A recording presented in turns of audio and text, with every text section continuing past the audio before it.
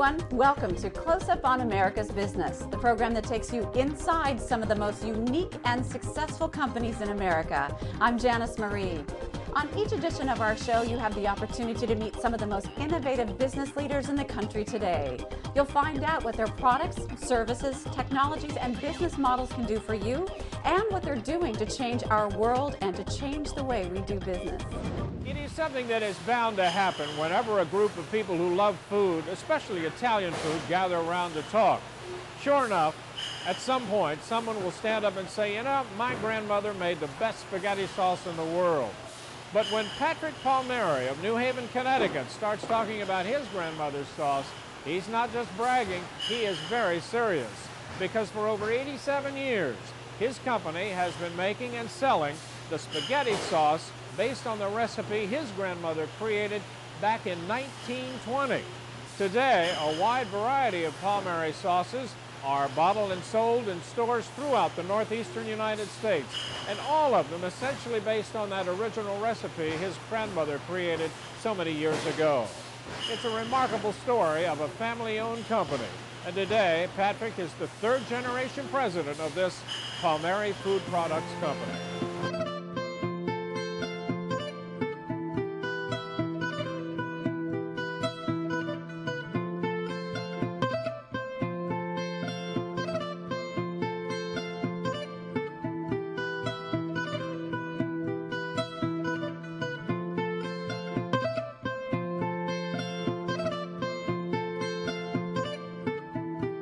It began when my grandmother was cooking for the family in the back of her little grocery store in the 1920s. And they would all come in and they would eat. You know, my grandmother would always have sauce cooking, and people would come into the store, they would smell the sauce cooking. And people didn't have the time to stew the tomatoes down. So they asked my grandmother, Anna, can I get some sauce? And Anna said, sure. And she started putting it in little bottles for them. And before you know it, the people were dropping the bottle off in the morning, a jelly jar, a peanut butter jar. Anna would fill it up in the course of the day, put it on the shelf. When they came home, walking by the store after work, they would go to the shelf and they would recognize the jar that they gave my grandmother in the morning, and they'd grab it and they'd grab a loaf of bread and some pasta, and they would go home and have dinner, and the sauce was already made. And that was the beginning of the Palmieri sauce. And now, I mean, it's, what, 87 years later, are you still using basically the same recipe, the same ingredients? The same recipe with the spices and the onions and the garlic. We make sure that the tomatoes are picked ripe and they have the grade A color, so the natural sugars are in the tomatoes, and it's not necessary to sweeten up the tomatoes with a sugar or a corn syrup, and all of that is the same. The only thing I've changed was she used to cure suet with the onions and garlic for the fat in the sauce, and I replaced the suet with extra virgin olive oil and canola oil, which are much, much more healthier for you. Tell me a little bit about the various products, because you've got a lot of them, that the company offers now. We have 12 flavors of red sauces. We also do a fabulous salsa, and we do a barbecue sauce. We do a buffalo chicken wing sauce. We do Andrew's horseradish and cocktail sauce. And one of the great customers we have is the Fairway stores in Manhattan. Once I develop a recipe for a company and they've accepted it, they own that recipe from that time on. It's theirs, and I'll never make it for anybody but them.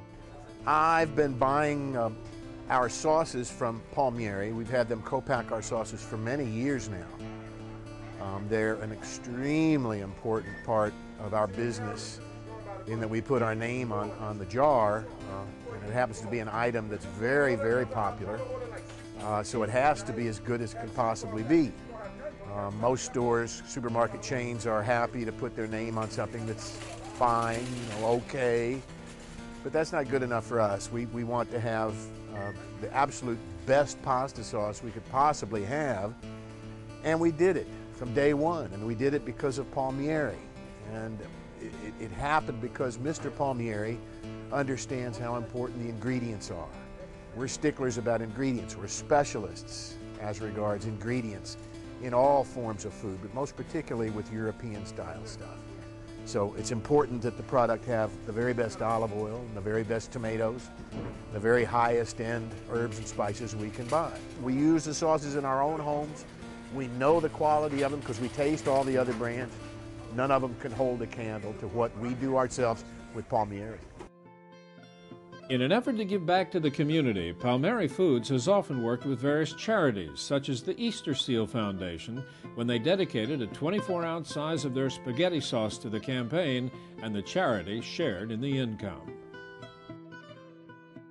Patrick, we're here on the line now. Explain to me the process of how you make this sauce.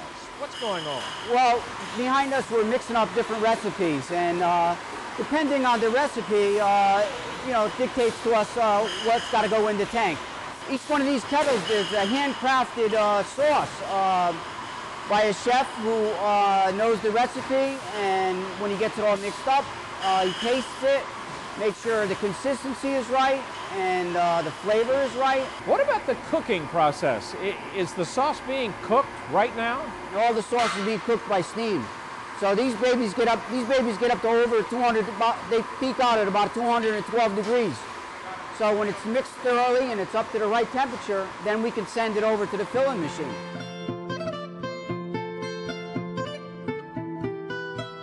Patrick, explain to me what's happening here at this point. What's going on the line? The sauce in the kettles has been pumped over. It's where it's supposed to be. Temperature, flavor, consistency. This machine puts the proper portions in the bottle, and then moving on down to the next machine. At this point, after the bottles have been filled, they go to a capping machine, and the capper that we're using has a steam atmosphere that takes the oxygen out from underneath the cap, so that when it makes a seal, there's no oxygen in there to make the product deteriorate. And the bottles are being washed at this point.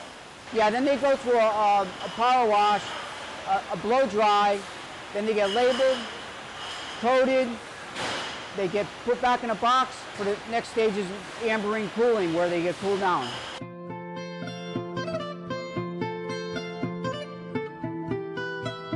We've now reached a much quieter atmosphere, having left the assembly line process. You call this the cool down room? This is where we cool down. Really, what happens here?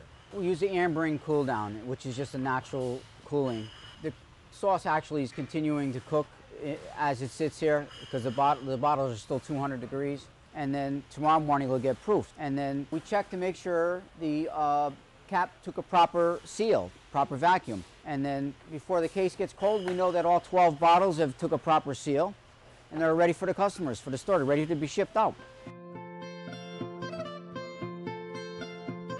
Where can someone who is intrigued by this and wants to buy these sauces, especially here in the New Haven area, where can they buy them? In New Haven, you can get 12 flavors at Romeo and Caesars on Orange Street, also Orange Market, Stop and Shop, the Bizzuto's IGA stores, ShopRite's, and Expect Discounts. It's in the BJ's, Costco's, and Sam's Club stores. Also, for people who have moved out of Connecticut or where they used to eat the sauce and they get to their new place where they're living, we ship a lot of sauce out through the internet. We mail it anywhere in the country. We ship it all over the place.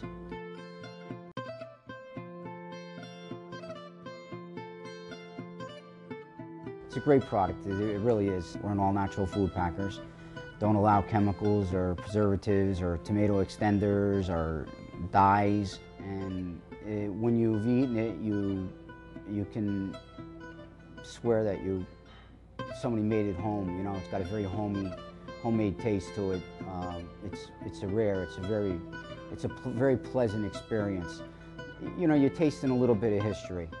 The remarkable story of the Palmieri Food Products Company, which has been making spaghetti sauces since all the way back in 1920, and which is why they say when you enjoy their product, you are actually tasting a little bit of history.